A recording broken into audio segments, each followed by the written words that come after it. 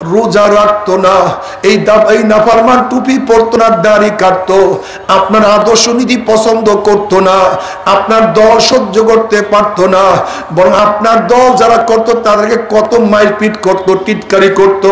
ইয়া নবী, আল্লাহ দিনকে পরিবর্তন করিয়া ফেলাইছে।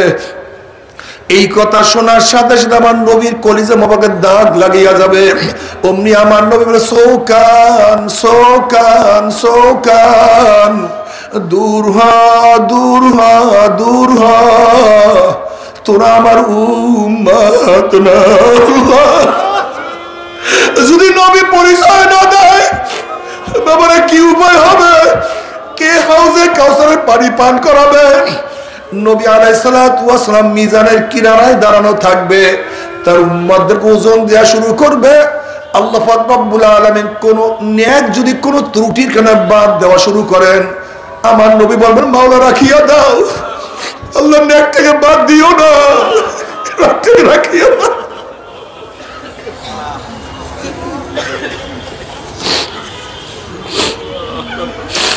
আল্লাহ আমাকে দেখে নাই, সাহাবীদেরকে দেখে নাই, তাবিঈনদেরকে দেখে নাই, তাবিঈনদেরকে দেখে নাই। শেষ জামানে আসছে, নাফরমানির মধ্যে আসছে, এই ত্রুটি একটু মার্জনা করিয়া নেকটাকে রাখিয়া দাও, ফালাইয়া দিও না। আবার আল্লাহ পাক যখন কোন গুনাহ ওজন করতে যাবে, মাদও দেয়া যায়, রাখাও যায়। নবী বলবেন, মাওলা এই গুনাহটাকে উঠাইও না, বাদ দিয়া দাও, ক্ষমা করিয়া দাও।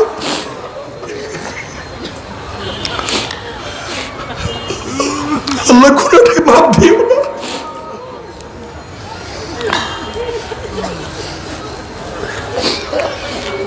নবী আলাইহিস সালাতু ওয়াস সালাম বুখারীর মধ্যে রওয়ায়াত আছে, পুসরাতে কিনারে থাকবে, তার উম্মতরা পাড়ি দেওয়া শুরু করবে।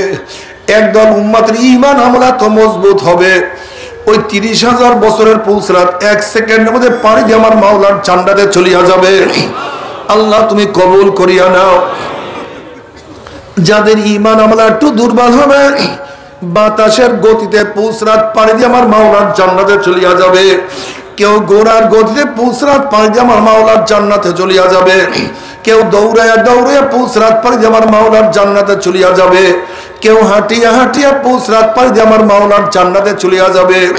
আমার নবী পুসরাতের কিনারায় দাঁড়ানো থাকবে। আল্লাহ তুমি কবুল করিয়া নাও। নাফরমান বদমাশ বেঈমান কিয়ামতের ময়দানে আযাব সহ্য করতে পারবে না। আবার দেখবে লক্ষ লক্ষ কোটি কোটি আল্লাহ ওয়ালারা পুসরাত পাড়ি দিয়া মাওলার জান্নাতে চলিয়া যাইতে আছে। কত বাবা দেখবে তার ছেলে পুসরাত পাড়ি দিয়া মাওলার জান্নাতে চলিয়া গেছে, বাবা আটকা পড়িয়া গেছে।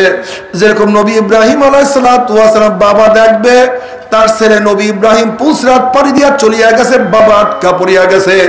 কত ছেলে দেখবে বাবা চলিয়া গেছে, ছেলে আটকা পড়িয়া গেছে। যেরকম নবী নূহ আলাইহিস সালাতু ওয়াস সালাম ছেলে দেখবে তার বাবা নবী নূহ আলাইহিস সালাতু ওয়াস সালাম পুসরাত পাড়ি দিয়া চলিয়া গেছে, ছেলে আটকা পড়িয়া গেছে। কত মালিক দেখবে তার কর্মচারী চলিয়া গেছে, মালিক আটকা পড়িয়া গেছে। কত উস্তাদ দেখবে ছাত্র চলিয়া গেছে, উস্তাদ আটকা পড়িয়া গেছে। কত পীর দেখবে মুরিদ চলিয়া গেছে, পীর আটকা পড়িয়া গেছে। আবার কত মুরিদ দেখবে পীর চলিয়া গেছে, মুরিদ আটকা পড়িয়া গেছে। মুমিন মুত্তাকিনদের পুসরাত পাড়ি দেখিয়া নাফরমানদের মনের মধ্যে আশা হবে আমরাও পুসরাত পাড়ি দিতে পারবো। ওই দিকে কিয়ামতের ময়দানে আযাব সহ্য করতে পারবে না। সূর্যের গরমে কিয়ামতের ময়দান পুরিয়া সব তামা হইয়া গেছে, লাল চামড়ার মতো হন হন হন হন করতে আছে। কিয়ামতের আযাব সহ্য করতে পারবে না। আবার কোটি কোটি মুমিনদের পুসরাত পাড়ি দেখিয়া তাদের মনের মধ্যে আশা হবে আমরাও পুসরাত পাড়ি দিতে পারবো। যেই দিন ইসলাম গ্রহণ করছেন, দারুল আরকাম থেকে সাহাবায়ে কেরাম রিদওয়ানুল্লাহি তাআলা আজমাইন তাকবীরের ধ্বনি দিয়েছেন, হেরেম পর্যন্ত আওয়াজ পৌঁছে গেছে, খুশির আওয়াজ। ঠিক না? যেই দল জিতে তার সমর্থকরা আওয়াজ দেয়, বলতে হয় না, হো করে ওঠে, খুশি হইস। কি কথা ঠিক না? তা আমরাও যারা খুশি হয়েছি খুশির সাথে আওয়াজ দিছি, আর একবার দেই না আলহামদুলিল্লাহ। ফায়দাও আছে, আপনার জিকিরের শব্দ যত দূর গেছে কাঁচা পাকা সমস্ত এই গাছপালাগুলি জাকিরের পক্ষে সাক্ষী দিবে, বুঝেন নাই? যতদূর জিকিরের আওয়াজ গেছে শয়তান পালায়া গেছে, ভাগিয়া গেছে, ও কাছেও নেই, ও ভাগছে। এই মাজলিস অনেক গুরুত্বপূর্ণ, অনেক দামি। আমি সবসময় মাজলিসকে ধুলাই কারখানা বলি। ধুলাই কারখানা যখন জামা কাপড় দেওয়া হয়, জামা কাপড়গুলি ময়লা থাকে, ময়লা থাকে না? কারখানাওয়ালা ছোটা, সাবান, গরম পানি, জার্কিং ঘষা মাজা করে যখন ফেরত দেয় একেবারে পরিষ্কার, ময়লার কোনো ছাপ নেই। এখানে যখন ঢুকছিলাম আমল নামায় গুনার বহুত ময়লা ছিল। এই জিকির আজকার, দুরূদ শরীফ, তওবা, নসিহাত, সোহবত, বিভিন্ন আমল একত্রিত হয়ে গেছে। এই বিভিন্ন আমল করার পর এখান থেকে যখন বের হয়ে যাব গুনাহ সব সাফ হয়ে যাবে। কি সুবহানাল্লাহ পড়বেন না ভাই? গুনাহ সাফ করবেন কেমনে? এই যে একবার সুবহানাল্লাহ পড়ছেন, পড়ার সাথে সাথে আমল নামে 1000 নেকি ঢুকিয়ে গেছে, 1000 গুনাহ বের হয়ে গেছে, বুঝেন নাই? আপনি জবানে বলেন সুবহানাল্লাহ, ওদিকে কলবে ঢুকে যাবে সুবহানাল্লাহ আমল, মজা, আমল নামা নেকি পূর্ণ হয়ে যাবে। কথা ঠিক না? বক্তব্য আমার না, বুখারী শরীফের দীর্ঘ একটা আয়াত আসছে, আল্লাহ পাক রব্বুল আলামিন এই মাজলিসকে কেন্দ্র করে ফেরেশতাদের সাথে বিভিন্ন প্রশ্ন এবং জবাব দেওয়ার পরে সিদ্ধান্ত দেন, উশহিদুকুম আন্নী কদ গাফারতু লাহুম, ফেরেশতারা সাক্ষী থাক গোটা মাজলিসের বান্দাদের গুনাহ খাতা আমি সব মাফ করে দিচ্ছি। ইয়াকুলুল মালাকু মিনাল মালাইকাতি ফীহিম ফুলানুন লাইসা মিনহুম ইন্নামা জালি হাজাতান ইয়াকুলুল্লাহ আযজা ওয়া জাল্লা হুমুল জুলাসা উল্লা ইয়াশকা জালিসুহুম, রাহুল বুখারী। এই মাজলিস অনেক গুরুত্বপূর্ণ, অনেক দামি। খোদ জিকিরের মাজলিসকে নিয়ে আল্লাহ পাক ফেরেশতাদের মধ্যে গর্ব করেন। এই মাজলিসকে নিয়ে খোদ আল্লাহ পাক গর্ব করেন। ওয়ান মুআবিয়া রাদিয়াল্লাহু তাআলা قال خرج رسول الله সাল্লাল্লাহু আলাইহি ওয়াসাল্লাম, সবাই পড়েন সাল্লাল্লাহু আলাইহি ওয়াসাল্লাম। আমার নবীর উপরে আপনি একবার দুরূদ পড়বেন, আমার মাওলা 10টা রহমত নাযিল করবে। মুহাদ্দিসরা এত দামি কেন? মুহাদ্দিসদের এত ফজিলাত কেন? অনেক কারণ। এর মধ্যে সবচেয়ে বড় একটা কারণ হলো এই, মুহাদ্দিসিন কিরাম সবচেয়ে দুরূদ বেশি পড়ে।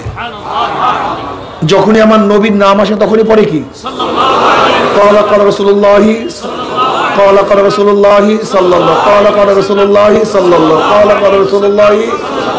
এজন্য তার দামি হয়ে যায়, দুরূদ বেশি হয় তাদের মধ্যে। আমরাও বেশি দুরূদ পড়ব, আমরাও দামি হয়ে যাব।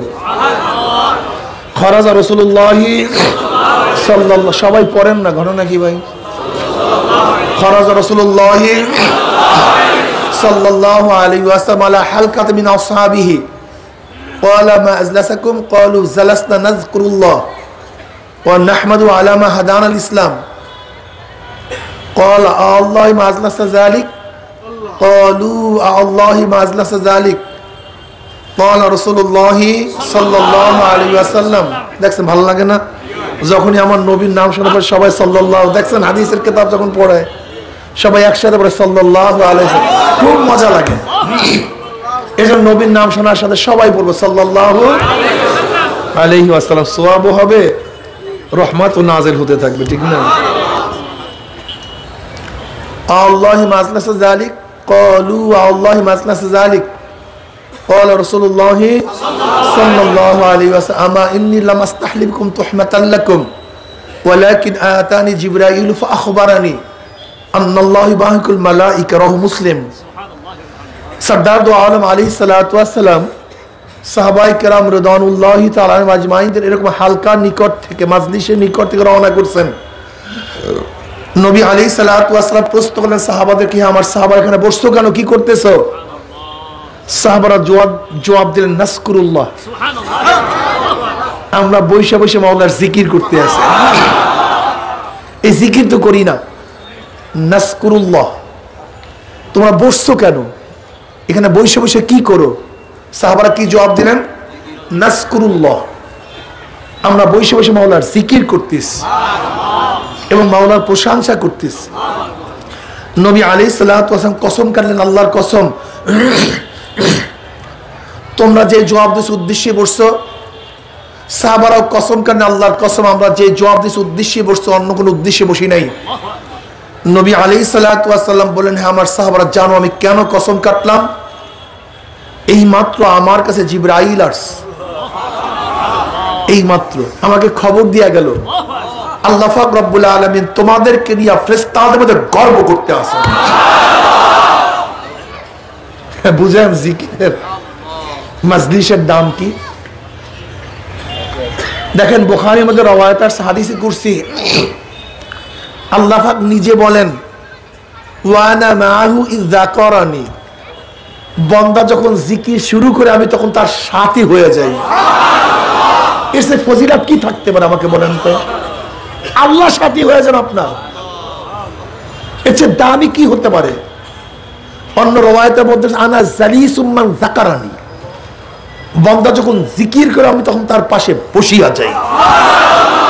কেমনে জানি না, কেমনে সাথী হন, কেমনে বসেন, আল্লাহর কুদরত অনুযায়ী, আল্লাহ পাকের শক্তি, আল্লাহর শান, আল্লাহর মান, আল্লাহর সিফাত, আল্লাহর গুণ, এটা আমাদের বুঝের বাহিরে। কথা ঠিক না? এই মাজলিস অনেক গুরুত্বপূর্ণ, অনেক দামি। আমি কিছু বুঝাবার চেষ্টা করব। কে বুঝ পাবেন, কে বুঝ পাবেন না, এ দায়িত্ব আমার না, এ দায়িত্ব আল্লাহর। বুঝ সবচেয়ে দামি, এর চেয়ে দামি কোনো জিনিস নেই। সবচেয়ে বেশি দামি কোন জিনিসের? জোরে বলেন। বুঝ, এটা সবচেয়ে দামি, এর চেয়ে দামি কোনো জিনিস নেই। এই বুঝের কারণেই কেউ আস্তিক, এই বুঝের কারণেই কেউ নাস্তিক। নাকি ভুল বললাম? এই বুঝের কারণেই কেউ মুসলিম, এই বুঝের কারণেই কেউ হিন্দু, এই বুঝের কারণে কেউ খ্রিস্টান, এই বুঝের কারণে কেউ ইহুদি, এই বুঝের কারণে কেউ বৌদ্ধ, কেউ শিখ। এই বুঝের কারণে কেউ নামাজ পড়ে, কেউ নামাজ ছাড়ে। এই বুঝের কারণে কেউ রোজা রাখে, কেউ রোজা রাখে না। এই বুঝের কারণে কেউ দাড়ি রাখে, কেউ দাড়ি কাটে। এই বুঝের কারণে কেউ হালাল হারাম তমিজ করিয়া খায়, কেউ খায় না। এই বুঝের কারণে কেউ আওয়ামী লীগ, এই বুঝের কারণেই কেউ বিএনপি, এই বুঝের কারণেই কেউ জাতীয় পার্টি, এই বুঝের কারণেই কেউ কমিউনিস্ট। সব কি? কথা বলেন না। সব কি? তার মানে এই নয় যে নাস্তিক যে হবে তার চক্ষু অন্ধ হয়ে যাবে, যে হিন্দু হবে তার কান বহেরা হয়ে যাবে, যে ইহুদি হবে সে বোবা হয়ে যাবে। ব্যাপারটা এরকম না। এ ব্যক্তিকে নাস্তিক বললেন কেন? তার বুঝে আসছে স্রষ্টা বলতে কেউ নেই, এটা তার বুঝ। স্রষ্টা বলতে কি হয়ে গেছে? আমার সাথে সাথে কথা বলবেন, প্রশ্ন করলে জবাব দেবেন। কি হয়ে গেছে? এই ব্যক্তির বুঝে আসছে স্রষ্টা আছে। কি হয়ে গেছে? হ্যাঁ, এই ব্যক্তি মনে করছে স্রষ্টা তো আছে, স্রষ্টা আছে, সৃষ্টিকর্তা আছে, তার একটা ছেলেও আছে। তার কি আছে? একটা ওজায়ের ইবনুল্লাহ, ওজায়ের আল্লাহ পাকের সন্তান। এরা কি হয়ে গেছে? ইহুদি। বলেন, কথা বুঝাতে পারি। এরা কি হয়ে গেছে? আবার কেউ মনে করছে স্রষ্টা আছে, তার পুত্রের সাথে একটা স্ত্রীও আছে। যেমন মারিয়াম আলাইহিস সালাতু ওয়াস সালাম স্ত্রী, ঈসা আলাইহিস সালাতু তার সন্তান। এরা কি হয়ে গেছে? কথা বলেন না কেন? কি হয়ে গেছে? যাদের বুঝে আসছে স্রষ্টা একজন আছে, কিন্তু সমস্ত ক্ষমতার মালিক তিনি নন। ক্ষমতা ভাগ হয়ে গেছে, ভাগ করে দেওয়া হয়েছে। যেমন মেঘের ক্ষমতা একজনের কাছে, সূর্যের ক্ষমতা একজনের কাছে, বৃষ্টির ক্ষমতা ভিন্ন জনার কাছে, শিক্ষা দীক্ষা দেয়া এবং না দেওয়ার ক্ষমতা সরস্বতীর কাছে, ধনী বানানো এবং না বানানোর ক্ষমতা গণেশের কাছে, জোলা কলেরা বসন্ত দেওয়া এবং না দেওয়ার ক্ষমতা কালীর কাছে। এরা কি হয়ে গেছে ভাই? কথা বলেন না কেন? যারা মনে করে আল্লাহ একজন, তার কোনো শরীক নেই, সমস্ত ক্ষমতার মালিক তিনিই, কুল হুয়াল্লাহু আহাদ আল্লাহুস সামাদ লাম ইয়ালিদ ওয়া লাম ইউলাদ ওয়া লাম ইয়াকুল লাহু কুফুয়ান আহাদ, এই বুঝ যারা পেয়েছে তার কি হয়ে গেছে? জোরে বলেন। যারা মনে করে সেকুলার ব্যতীত, ধর্মনিরপেক্ষ ব্যতীত মানুষের কল্যাণ আসতে পারে না, শান্তি আসতে পারে না, মানুষ মুক্তি পেতে পারে না, তারা কি হয়ে গেছে? আওয়ামী লীগ। জোরে বলেন, কি হয়ে গেছে? যারা মনে করে ডেমোক্রেসি, গণতন্ত্রই একমাত্র মানুষের মুক্তির গ্যারান্টি, এছাড়া দ্বিতীয় কোনো মুক্তির গ্যারান্টি নেই, তারা কি হয়ে গেছে? কথা বলে দেখেন, তারা বিএনপি হয়ে গেছে। বলেন, যারা মনে করছে কমিউনিজম, সমাজতন্ত্রবাদী একমাত্র মানুষের মুক্তি এবং গ্যারান্টির পর, তারা কি হয়ে গেছে? কমিউনিস্ট হয়ে গেছে। কি হয়ে গেছে? কমিউনিস্ট হয়ে গেছে। আর যারা মনে করে মানুষের কল্যাণ এবং মুক্তি একমাত্র ইসলামের মধ্যে, কোরআন ও সুন্নাহর মধ্যে, তার ইসলামী আন্দোলন হয়ে গেছে। সব কি ভাই? বুঝ। এটা সবচেয়ে দামি, এর দামি কোনো জিনিস নেই। আর সবচেয়ে মজার ব্যাপার হলো এই বুঝ দেওয়ার মালিক আল্লাহ, এটার ক্ষমতা কারোর কাছে নেই। এটার মালিক কে? আল্লাহ। ওয়ান মুআবিয়া রাদিয়াল্লাহু তাআলা قال قال رسول الله صلى الله عليه وسلم من يريد الله به خيرا يفقهه في الدين وانما انا قاسم الله يؤتي মুত্তাফাকুন আলাইহি হাদিস। আল্লাহ পাক যাকে পছন্দ করেন, যাকে জান্নাতে নেওয়ার ইচ্ছা করছেন, জাহান্নাম থেকে নাজাতের ইচ্ছা করছেন, আল্লাহ পাক তাকে দ্বীনের বুঝ দান করেন। নবী আলাইহিস সালাতু কি বললেন? আমি তো বন্টনকারী, দেন আল্লাহ। আল্লাহ যে ইলম, মারিফাত, প্রজ্ঞা, জ্ঞান আমাকে দেন, আমি শুনাই, বন্টন করি, কিন্তু কে বুঝবে কে বুঝবে না এই দায়িত্ব আমার নেই। দায়িত্ব কার? এই দায়িত্ব আল্লাহ। কাজে বান্দার উচিত যে বুঝতে আর মালিক, তার সামনে ঝুঁকে পড়া, তার দরপায় হওয়া, তার দাঁড়ে দাঁড়ে ঘোরা, তার কাছেই চাওয়া। আল্লাহ শিক্ষাও দিয়েছেন, ইহদিনাস সিরাতাল মুস্তাকিম। মাওলানা বারবার বলে, তুই বারবার বল, আল্লাহ আমাকে সিরাতাল মুস্তাকিম দেখায় দাও, হেদায়েতের পথ দেখায় দাও। হেদায়েতের মালিক কে? আল্লাহ। বুঝের মালিক কে? আল্লাহ। একমাত্র আল্লাহ। আপনি দেখেন, আদম আলাইহিস সালাতু ওয়াস সালাম তার ছেলে কাবিলকে বুঝাতে পারে নাই। আদমের সানি নবী নূহ আলাইহিস সালাতু ওয়াস সালাম তার ছেলে কেনানকে বুঝাতে পারে নাই। জাতির পিতা নবী ইব্রাহিম আলাইহিস সালাতু ওয়াস সালাম তার বাবাকে বুঝাতে পারে নাই। লূত আলাইহিস সালাতু ওয়াস সালাম তার স্ত্রীকে বুঝাতে পারে নাই। আসি আলাইহিস সালাতু ওয়াস সালাম তার স্বামীকে বুঝাতে পারে নাই।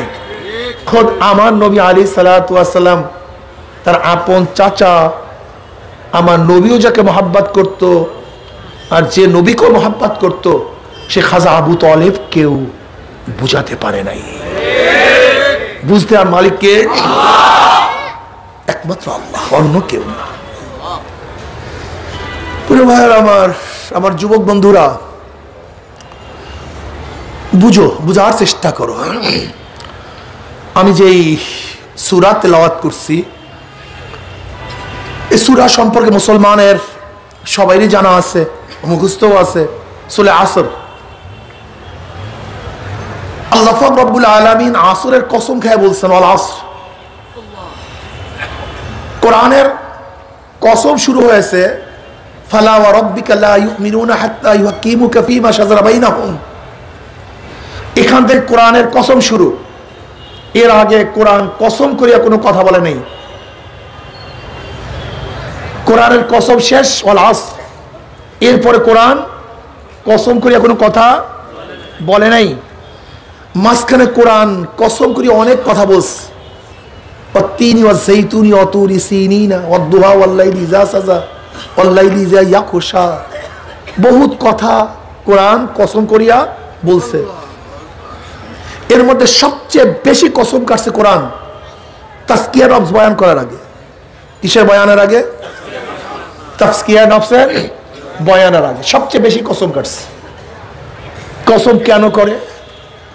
কথাকে মজবুত করার জন্য, শক্তিশালী করার জন্য, কথাকে সত্যায়ন করার জন্য। হ্যাঁ, ছোট বড়র কাছে কসম করে, বড় ছোটর কাছে কসম করে না। বাবা ছেলের কাছে কসম করে না, বরং ছেলে বাবার কাছে কসম করে। ছাত্র উস্তাদের কাছে কসম করে, উস্তাদ ছাত্রের কাছে কসম করে না। আসামি জজের কাছে কসম করে, কিন্তু কোন জজকে কি দেখছেন আসামির কাছে কসম করতে? ছোট বড়র কাছে কসম করে, কিন্তু বড় ছোটর কাছে কসম করে না। তা আল্লাহ পাক ছোট না বড়? আল্লাহু আকবার আলা কুল্লি শাই। আল্লাহ তো সবচেয়ে বড়, সব দিক থেকে বড়।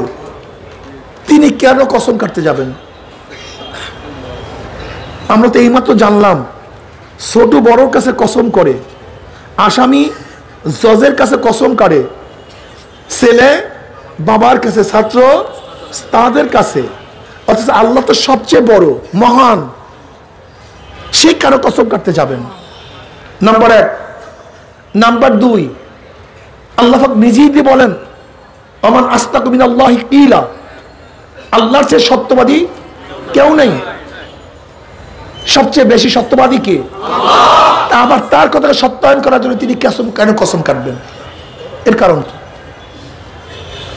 দেখেন, এতক্ষণ যে কথা বলছে এই কথাগুলি স্বাভাবিক নিয়ম, কিন্তু এরপর আর একটা নিয়ম আছে।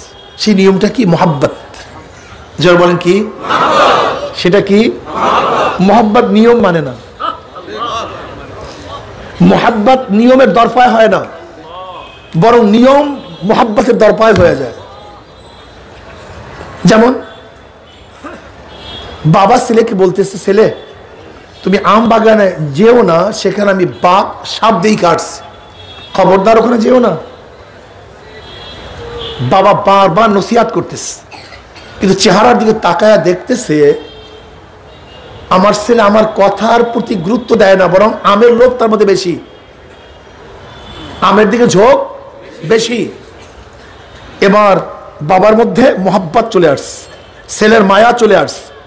এবার বাবা বলতেছে, এ আমার ছেলে, আল্লাহর কসম, আমি কসম কাটিয়া বলতেছি তুই যাইস না আম বাগানে, আমি নিজে বাঘ দেখে আসছি, সাপ দেখে আসছি। এতক্ষণ আমরা জানছি ছেলে বাবার কাছে কসম করে, বাবা ছেলের কাছে কসম, কিন্তু এখন যে বাবা ছেলের কাছে কসম কাটছে কিসের কারণে? মহাব্বতের কারণে। ঠিক আল্লাহ পাক ও মুমিনদেরকে সবচেয়ে বেশি মহাব্বত করেন। আল্লাহু ওয়ালিউল্লাযিনা আমানু, আল্লাহ নিজে ঘোষণা দেন আমি মুমিনদের বন্ধু। আর মুমিনদের ব্যাপারে আল্লাহ পাক কি বলেন? ওয়াল্লাযিনা আমানু আশাদ্দু হুব্বাল লিল্লাহ, যারা মুমিন তারা আল্লাহকে সবচেয়ে বেশি মহব্বত করে। আল্লাহ পাক অন্তর্যামী, আল্লাহ পাক অন্তর্যামী। ওয়াসিরু কাওলাকুম আবিযহারু বিহি ইন্নাহু আলিমুম বিযাতিস সুদূর। সবকিছু জানেন কে? আল্লাহ। যা প্রকাশ করি যা গোপন করি সবকিছুর খবর কে রাখেন? আল্লাহ। আল্লাহ আমাদেরকে নসিহত করেন, নসিহত করতেছেন, উপদেশ দিচ্ছেন, কিন্তু আল্লাহ পাক মন এবং চেহারার দিকে তাকায়া দেখে আমি বন্দাকে যতই নসিহত ওসিহাত করি, বন্দার ঝুঁক গুনার দিকে, বন্দার ঝুঁক নামাজ কাজার দিকে, বন্দার ঝুঁক রোজা ছাড়ার দিকে, বন্দার ঝুঁক অপকর্মের দিকে। মাওলার মোহাব্বতের দরিয়ার মধ্যে জোশ মারছে। এবার মাওলার কসম খেয়ে বলে, সালাস, আমি কসম খেয়ে বলতিস, বন্দা শোন, শোন, কথা শোন। সাবাত রহমাতি আলা গাযাবি, আল্লাহ পাক নিজেই বলেন আমার রাগের উপরে আমার মোহাব্বত প্রাধান্য পেয়ে গেছে, আমার রহমত প্রাধান্য পেয়ে গেছে। মাওলা কসম কাটছে মোহাব্বতে। সময়ের কসম কেন কাটলেন? সময়ের গুরুত্ব বোঝাবার জন্য। কৃষি বোঝাবার জন্য?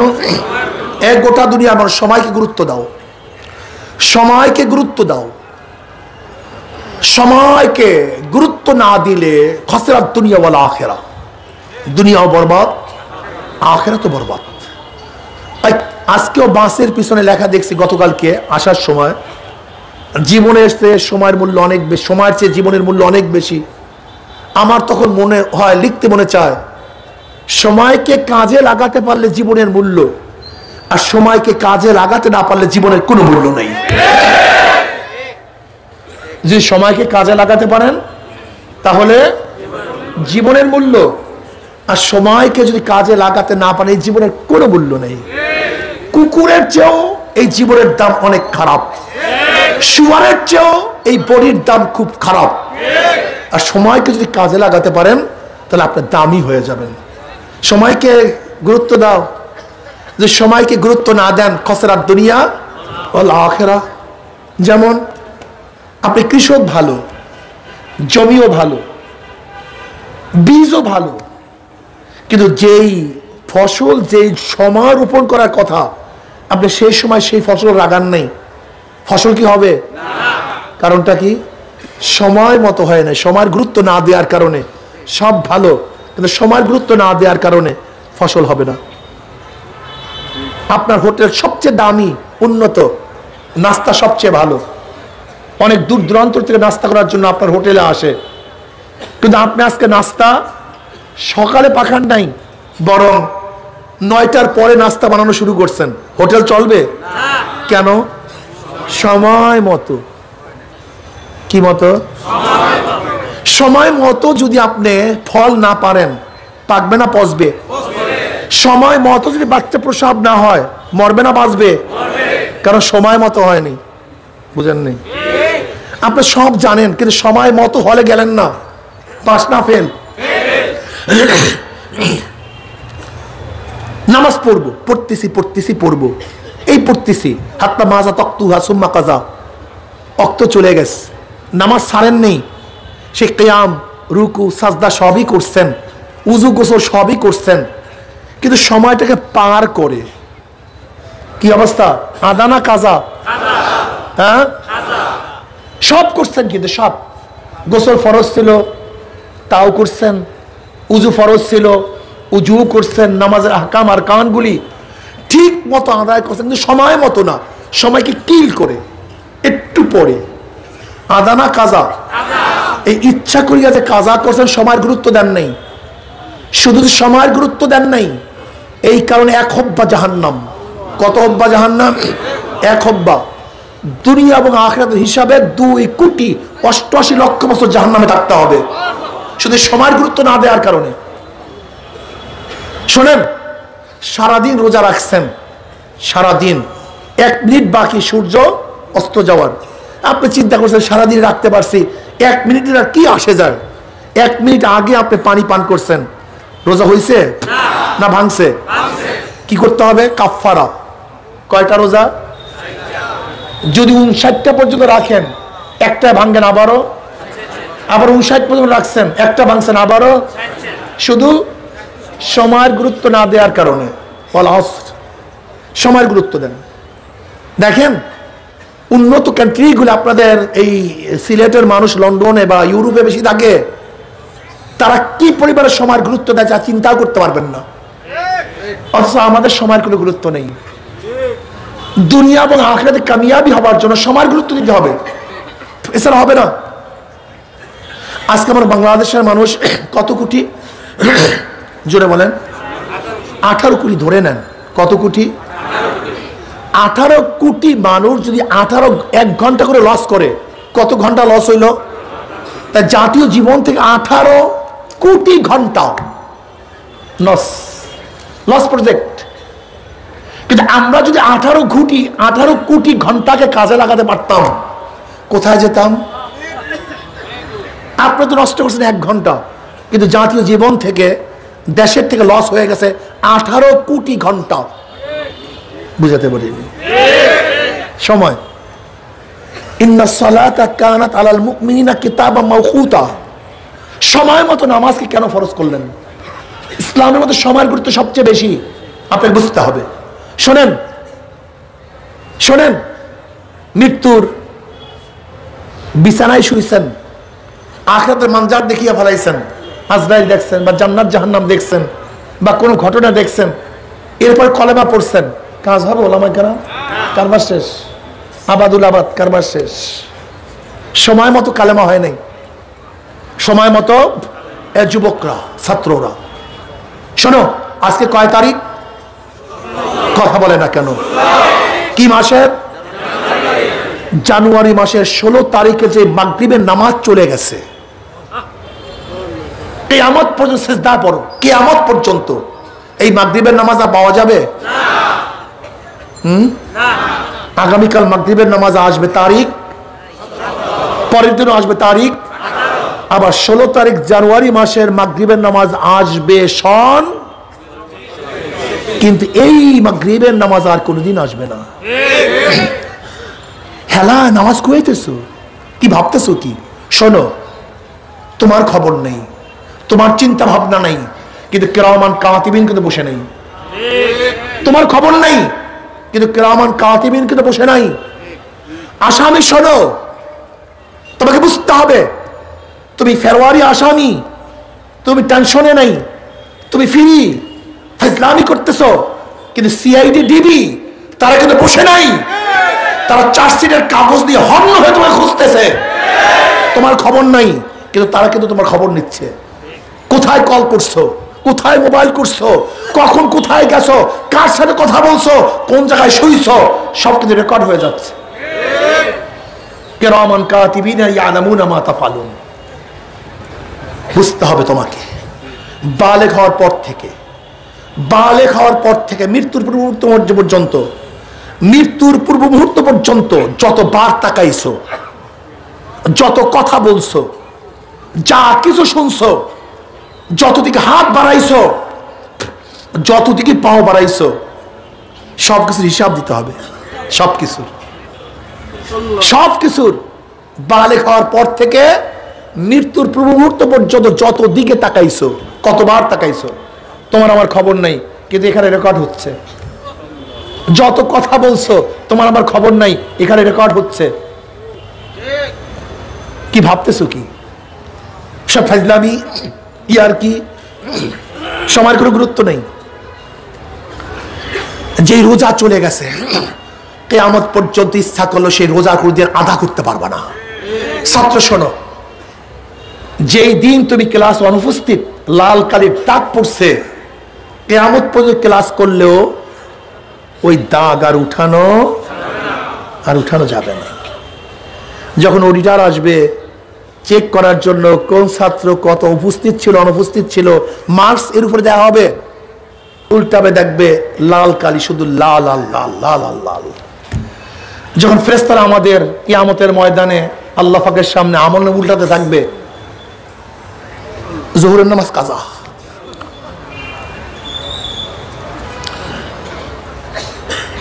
ষোলো তারিখের জোহরের নামাজ, আসর, মাগরিব, 15 তারিখের কাজা, 14 তারিখের কাজা, 13 তারিখের কাজা। কি করবা? জবাব কিভাবে দিবা? ফাজলামি মনে করছো, সব ইয়ার কি মনে করছো, ভাবছো আজান হয়ে যায়, গরুও তো নামাজ পড়ে না, আমিও নামাজ পড়ি না। আজান হয়ে যায়, শুয়ারও নামাজ পড়ে না, আমিও নামাজ পড়ি না। আজান হয়ে যায়, কুকুরটারও টেনশন নেই, আমারও টেনশন নেই।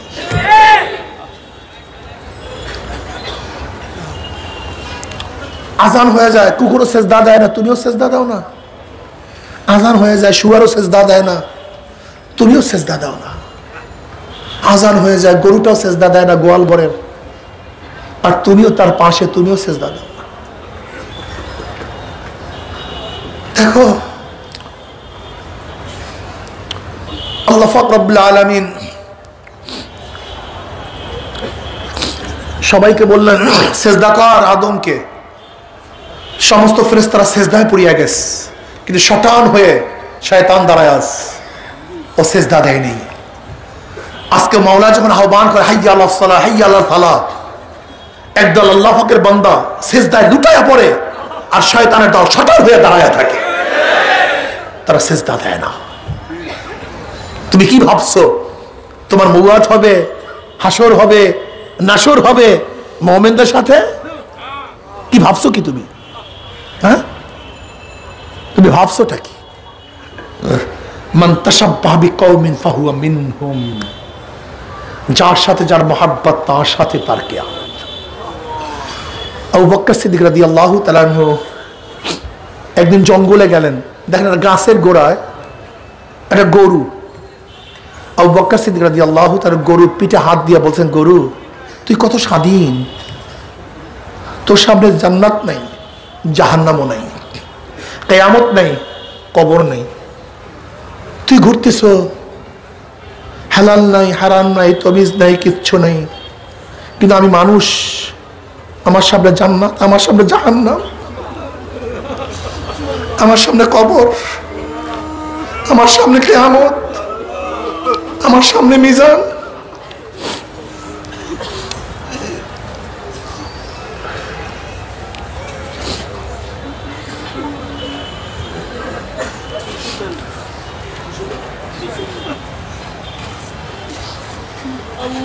আমার যুবক বাবা, আমার ছাত্র বাবারা, তুমি ভাবছো হুজুর বুড়া হয়ে তারপর মাওলানা ইবাদত করবো। হ্যাঁ, তোমার খেয়াল অনুযায়ী মুসলিম ইবনে আম্মার রাহমাতুল্লাহ আলাইহি বলেন, যুবক খবরদার জৈবন যেন তোমাকে ধোকায় ফেলাইতে না পারে, যুবক তোমাকে যেন জৈবন ধোকায় ফেলাইতে না পারে। যুবক, ও যুবক, তুমি কি দেখো নাই কত যুবক বলছে আগামীকাল নামাজ পড়বো, আগামীকাল নামাজ পড়তে পারে নাই, নামাজবিহীন দুনিয়ার থেকে বিদায় হয়ে গেছে। ও যুবক, তুমি কি দেখো নাই কত যুবক বসে আগামীকাল রোজা রাখবো, রোজাবিহীন দুনিয়ার থেকে বিদায় হয়ে গেছে।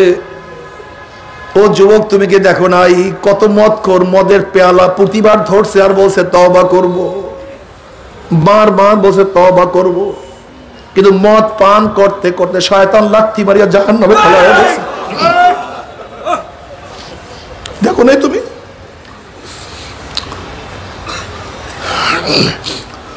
ও যুবক, তুমি কি দেখো নাই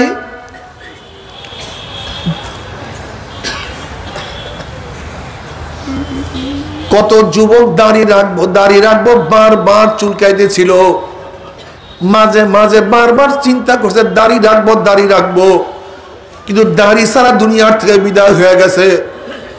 এ যুবক, তুমি কি দেখো নাই কত যুবক তওবা করব করতে করতে তওবা বিহীন দুনিয়ার থেকে বিদায় হয়ে গেছে।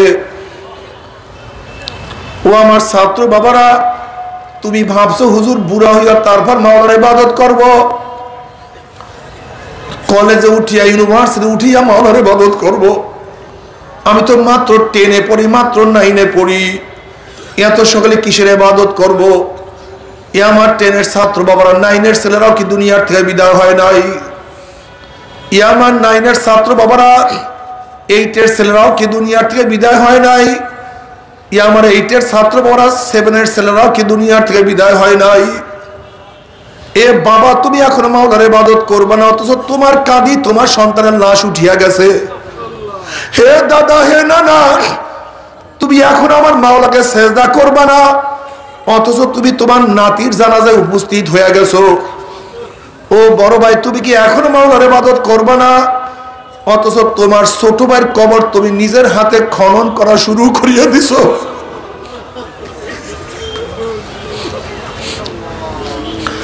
এ বন্ধু, তুমি এখনো মাওলার পথ ধরবে না, অথচ এই মাত্র তোমার বন্ধুকে চিরতরে বিদায় দিয়ে আসছ।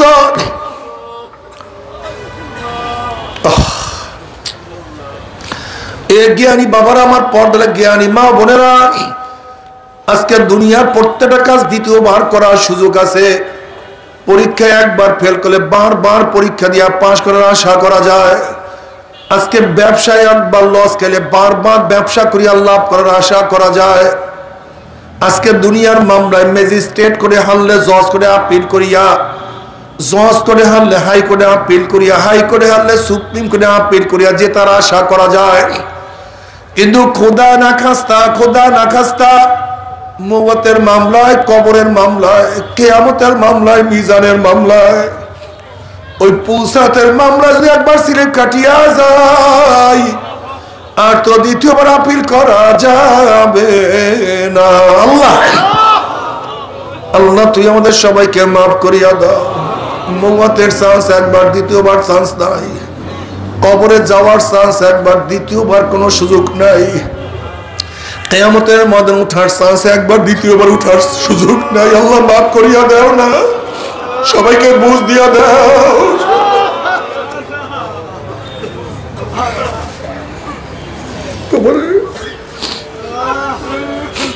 বুঝের মালিক আল্লাহ। আমি একবার বর্ষিকাজে মাহফিলে গেলাম, একটা ছেলে আমার সাথে দেখা করার জন্য আসছে। মাথায় টুপি, পাগড়ি পরা, লম্বা জামা গায়ে, ফুটফুটে চেহারা, আমার সাথে দেখা করার জন্য আসছে। সালাম বিনিময় পড়ে। আমি বললাম বাবা কোন মাদ্রাসায় পড়ো? বলে হুজুর আমি তো মাদ্রাসায় পড়িনি, স্কুলের ছাত্র। এই কথা বলি দেখে চোখের মধ্যে পানি। আমি বললাম কেন কাঁদতে আসো? বলে হুজুর আমি দুষ্টামি ফাইজলামি করতাম, কিছু মানুষ দাওয়াত দিয়ে আমাকে চরমনায় নিয়ে গেছে। চরমনায় ময়দানে যাওয়ার পর আমার মা আমাকে দিনের বুঝ দিয়ে দিছে। এখন আমি টুপি পরিয়া, পাগড়ি পরিয়া, লম্বা জামা গায়ে স্কুলে যাই, কিন্তু উস্তাদরা পছন্দ করে না, ছাত্ররা টিটকারি করে। এমনকি আমার নানা নানু তারাও পছন্দ করে না। আমার বাপ মা ইটালিতে থাকে, নানা বাড়ি থাকিয়া পড়াশোনা করি। আগে দুষ্টামি করতাম, নানা নানু কিছুই বলতো না, কিন্তু এখন টুপি, লম্বা জামা, পাগড়ি পরার কারণে তারাও পছন্দ করে না। বাবা মার কাছে নালিশ দিয়েছে, তারা আমাকে বিষা লাগানো শুরু করছে, আমাকে নিয়ে যাবে। আমি তখন তাকে পরীক্ষামূলক বললাম, তাহলে বাবা এত সকালে এত সুন্নাত পালন করার দরকারটা কি? একটু বড় হইয়া তারপর সুন্নাত পালন করিও।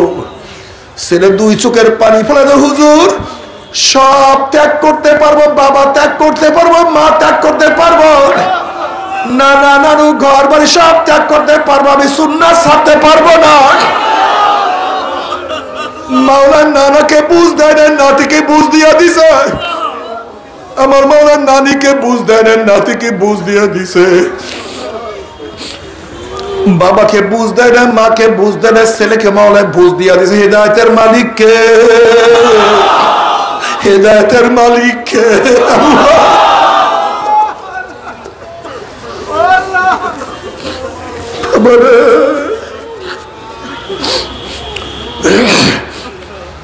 বেলালে হাবশী রাদিয়াল্লাহু তাআলার মতো গোলামকে আমার মাওলা হেদায়েত দিয়া দিছে, তার মালিককে আমার মাওলা মাহরুম করিয়া দিছে। আলী মুর্তজা রাদিয়াল্লাহু তাআলাকে আমার মাওলা বালক বয়সে, ছোট বয়সে হেদায়েতের মালা পরাইয়া দিছে, তার বাবাকে মাহরুম করিয়া দিছে। ইকরামা রাদিয়াল্লাহু তাআলাকে আমার মাওলা হেদায়েতের মালা পরাইয়া দিছে, তার বাবা আবু জাহেলকে আমার মাওলা জাহান্নামের খুঁটা বানাইয়া দিছে। আব্দুল্লাহ রাদিয়াল্লাহু তাআলাকে আমার মাওলা হেদায়েতের মালা পরাইয়া দিছে, তার বাবা আব্দুল্লাহ ইবনে উবাই ইবনে সুলুলকে আমার মাওলা জাহান্নামের কীট বানাইয়া দিছে। কত মালিককে হেদায়েত দেয় না, কিন্তু কর্মচারীকে আমার মাওলা হেদায়েত দিয়া দিছে। এক ড্রাইভার মালিককে নিয়ে গাড়ি ড্রাইভ করতেছিল। ড্রাইভার বলতে আছে মালিক নামাজের সময় হয়ে গেছে, আমাকে সময় দেন। মালিক বলতে আছে আমি তোর মালিক, তুই আমার কর্মচারী, আমি নামাজ পড়ি না, তুই নামাজ পড়ো, তুই নামাজ পড়িয়া কি পাইছো? তুই তো গরিব, তুই আমার কাজ করে, আমি তোর মালিক, আমি তোকে বেতন দেই। এবার ড্রাইভার বলছে মালিক তোমার সাথে তর্ক করিয়া কোনো লাভ নাই, আমি কি পাইছি এবং না পাইছি সেই হিসাব আপনার কাছে দেব না, আমাকে নামাজ পড়ার সুযোগ করিয়া দেন। বলে যা গিয়া নামাজ পড়। যখনই ড্রাইভার নামাজে দাঁড়ায় গেছে, মাওলার সাথে কথা শুরু হয়ে গেছে, নামাজের মধ্যে মজা লাগিয়ে গেছে, নামাজ পড়ে এখন আর সালাম ফিরাইতে পারে না। আমার মাওলার সাথে কথা, আমার মাওলা রে, যার যার করে কান্দে আর সেজদার মধ্যে গিয়া মাওলার সাথে কথা বলে আর কান্দতে আছে। মালিক হাত দিয়া দরজার সামনে বলে কে রে তুই কেন বের হও না? এবার গোলাম সালাম ফিরাবার পরে বলে মালিক আমাকে বের হইতে দেয় না। এত বড় সংস্কার আমার এলাকার মধ্যে তোকে কে ধরিয়া রাখছে, তোকে বের হইতে দেয় না? তখন গোলাম বলছে মালিক যেই মাওলা তোমাকে মসজিদে ঢুকতে দেয় না, সেই মাওলা আমাকে মসজিদ থেকে বের হইতে দেয় না। আল্লাহ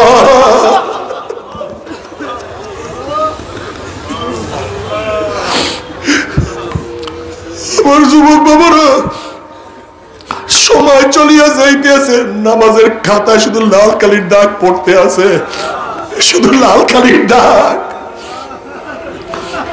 কিয়ামতের ময়দানে যখন আমল নামা উল্টাইবে আর দেখবে শুধু লাল কালি, লাল কালি, লাল কালি, কি জবাব দিব বাবা? আল্লাহ তুই আমাদের সবাইকে মাফ করিয়া দাও। ও আমার যুবক বাবারা, আমরা সবাই মুসলমান, কাজে খ্রিস্টানদের চেহারার দিকে তাকানো যাবে না, খ্রিস্টানদের মাথার দিকে তাকানো যাবে না, খ্রিস্টানদের পোশাকের দিকে তাকানো যাবে না, ইংল্যান্ড অনুযায়ী আমাকে সাজানো যাবে না, আমেরিকা অনুযায়ী আমাকে সাজানো যাবে না, রাশিয়া অনুযায়ী আমাকে সাজানো যাবে না। আমি মুসলমান, আমাকে সাজাতে হবে মদিনাওয়ালা অনুযায়ী। মদিনাওয়ালা কিভাবে চুল রাখছে সেইভাবে চুল রাখবো, মদিনাওয়ালা কিভাবে মাথা রাখছে সেইভাবে মাথায় টুপি পরবো, মদিনাওয়ালা যেইভাবে জামা গাইছে আমিও সেইভাবে জামা গায়ে দেব, মদিনাওয়ালা যেইভাবে বাড়ি সাজাইছে আমিও সেইভাবে বাড়ি সাজাবো। তুমি কি দেখো না দুনিয়ার মধ্যে যে যাকে মোহাব্বত করে সে তার অনুকরণ করে? দেখো, যে ব্যক্তি ব্রাজিলের সাপোর্টার তার বলতে হয় না, তার ঘর, তার ডিজাইন, তার গেঞ্জি প্রমাণ করে ব্রাজিলের সাপোর্টার। যে আর্জেন্টিনার সাপোর্টার বলার দরকার নাই, তার ঘর প্রমাণ করে, তার পোশাক প্রমাণ করে এ ব্যক্তি আর্জেন্টিনার সাপোর্টার, অমুক খেলোয়াড়ের ভক্ত। যেরকম যার যে ভক্ত তার পোশাক প্রমাণ করে, চুলের কাঠিন প্রমাণ করে, মুখে বলার দরকার হয় না। ঠিক যারা মদিনাওয়ালার ভক্ত, মুখে বলার দরকার নাই, তাদের মাথা প্রমাণ করে মদিনাওয়ালার ভক্ত, তার চেহারা প্রমাণ করে মদিনাওয়ালার ভক্ত, তোর পোশাক প্রমাণ করে মদিনাওয়ালার ভক্ত, তার দল প্রমাণ করে মদিনাওয়ালার ভক্ত, তার নীতি আদর্শ প্রমাণ করে মদিনাওয়ালার ভক্ত, তার নেতা প্রমাণ করে মদিনাওয়ালার ভক্ত। তোমার সাথে মদিনাওয়ালার কোনো মিল নাই, আর মদিনাওয়ালা তোমাকে সুপারিশ করবে, এর চেয়ে বড় আহাম্মুকি আর কিছু হইতে পারে না। আল্লাহ তুই আমাদের সবাইকে মাফ করিয়া দাও। নবী আলাইহিস সালাতু ওয়াস সালাম ফরমান, হে আমার উম্মতেরা, কিয়ামতের ময়দানে 3 জায়গায় আমাকে খোঁজ করিও। হাউজের কিনারে আমাকে খোঁজ করিও, মিজানের কাছে আমাকে খোঁজ করিও, পুলসিরাতের কিনারে আমাকে খোঁজ করিও। জনাবে মুহাম্মদ রাসূলুল্লাহ সাল্লাল্লাহু আলাইহি ওয়াসাল্লাম সমস্ত উম্মতকে ডাকবে, আমার উম্মতেরা, আমি তোমাদেরকে এক পেয়ালা হাউজে কাউসারের পানি পান করায়া দেব। মান শারবা লাম ইয়াজমা আবাদা, যারা এক পেয়ালা হাউজে কাউসারের পানি পান করবে 50,000 বছর মধ্যে আর পানির পয়সা লাগবে না। সমস্ত উম্মত দৌড় দিবে, গেটের মধ্যে ফেরেশতারা একদল মানুষকে আটকায়া ফেলাইবে। তখন ওই সমস্ত মানুষরা বলবে, ইয়া নবী আল্লাহ, ইয়া রাসূলুল্লাহ, আপনি আমাদেরকে ডাকছেন কিন্তু ফেরেশতারা আমাদেরকে আসতে দেয় না। নবী আলাইহিস সালাতু ওয়াস সালাম বলবেন, হে ফেরেশতারা, আমার উম্মতকে ছাড়িয়া দাও, আমি তাদেরকে এক পেয়ালা হাউজে কাউসারের পানি পান করাইয়া দেব। 50,000 বছরের মধ্যে আর পানির পিপাসা লাগবে না, কেন আটকাইয়া ফেলাইছো? তখনই ফেরেশতারা বলবে, ইয়া নবী আল্লাহ, ইয়া রাসূলুল্লাহ, আপনি তো জানেন না, আপনি দুনিয়া থেকে বিদায় হওয়ার পরে নাফরমান নামাজ পড়তো না, রোজা রাখতো না, এই নাফরমান টুপি পরতো না, দাড়ি কাটতো, আপনার আদর্শ নীতি পছন্দ করতো না, আপনার দল সহ্য করতে পারতো না, বরং আপনার দল যারা করতো তাদেরকে কত মারপিট করতো, টিটকারি করতো। ইয়া নবী আল্লাহ, দিনকে পরিবর্তন করিয়া ফেলাইছে। এই কথা শোনার সাথে সাথে আমার নবীর কলিজা মোবারকে দাগ লাগিয়া যাবে। অমনি আমার নবী বলে, সৌকান সৌকান সৌকান, দূর হ দূর হ দূর হ, তোরা আমার উম্মত না। যদি নবী পরিচয় না দেয়, বাবারা কি উপায় হবে? কে হাউজে কাউসারের পানি পান করাবে? নবী আলাইহিস সালাতু ওয়াস সালাম মিজানের কিনারায় দাঁড়ানো থাকবে, তার উম্মতদেরকে ওজন দেওয়া শুরু করবে। আল্লাহ পাক রব্বুল আলামিন কোন নেক যদি কোন ত্রুটির কারণে বাদ দেওয়া শুরু করেন, আমার নবী বলবেন, মাওলা রাখিয়া দাও, আল্লাহ নেক থেকে বাদ দিও না, রাখিয়া দাও।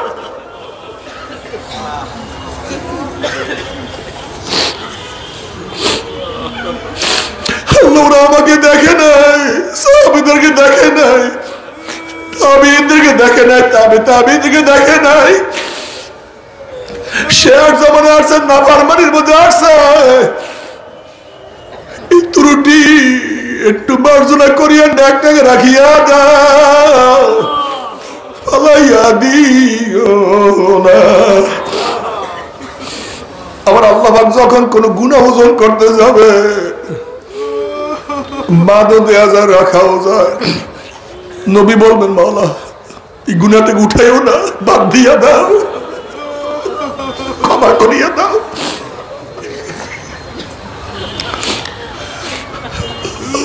আল্লাহ গুনাহটাকে মাফ দিও না।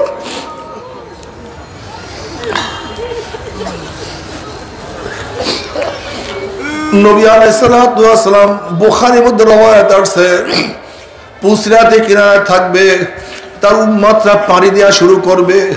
একদল উম্মতের ঈমান আমল এত মজবুত হবে, ওই ৩০,০০০ বছরের পুসরাত ১ সেকেন্ডের মধ্যে পানি দিয়ে আমার মাওলার জান্নাতে চলিয়া যাবে।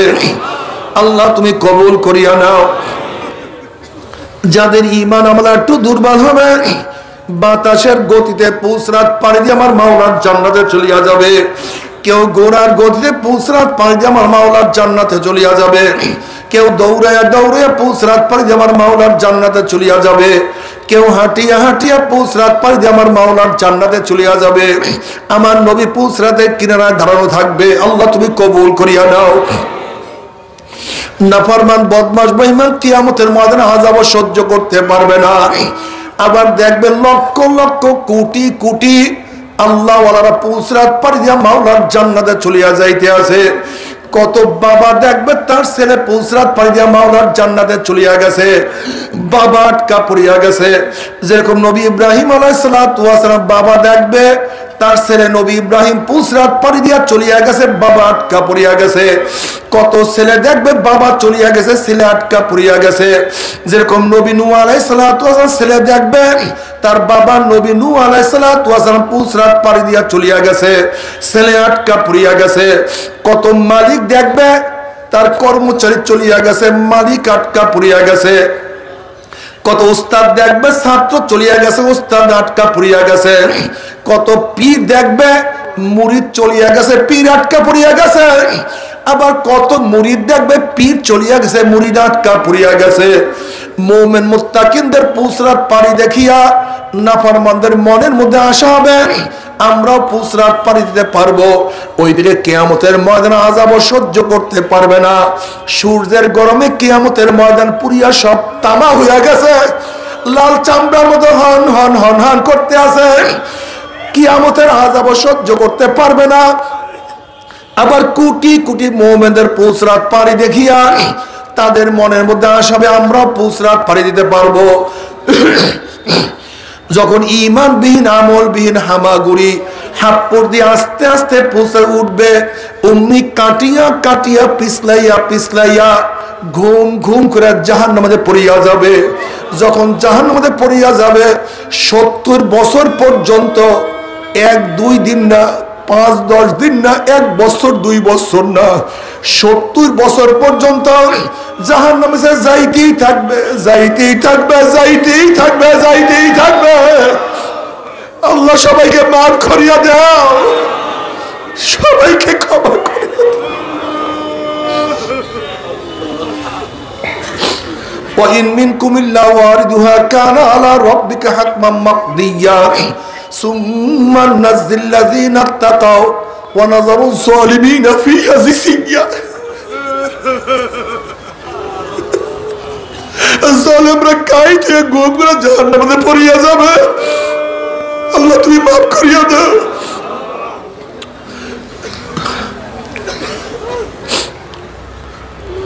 বাবারে জাহান্নামে জাহান্নামীরা কি অবস্থা হবে।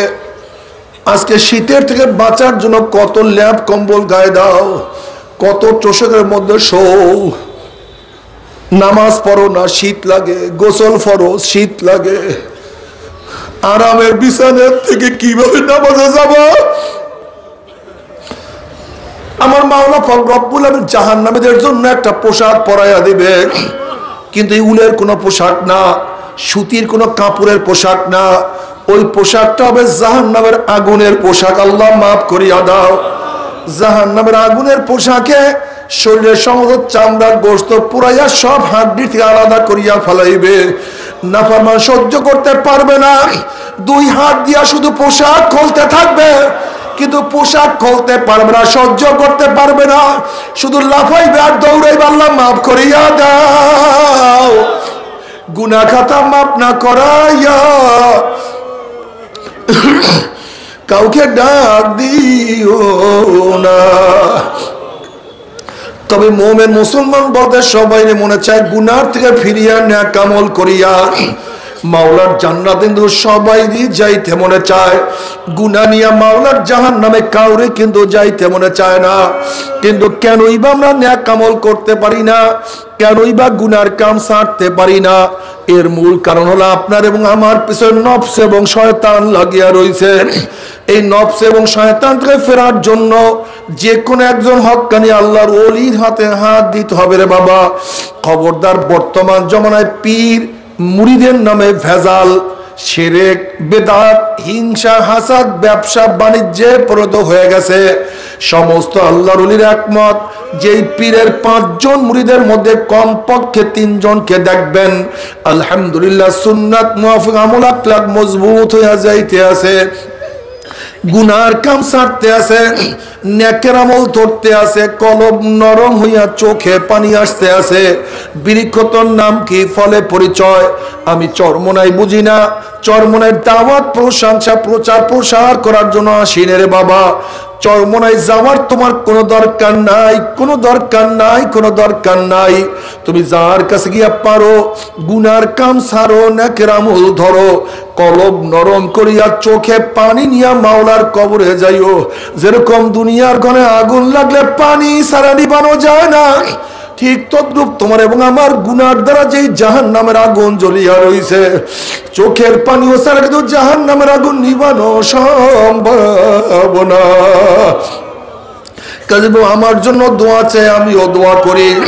সবাই সবার জন্য প্রাণ খুলিয়া দোয়া করো, যেন কিয়ামতের ময়দানে গলাগলি বাঁধিয়া মাওলা একসাথে জান্নাতে যাওয়ার তৌফিক দিয়া দেয়। আল্লাহুম্মা আমিন।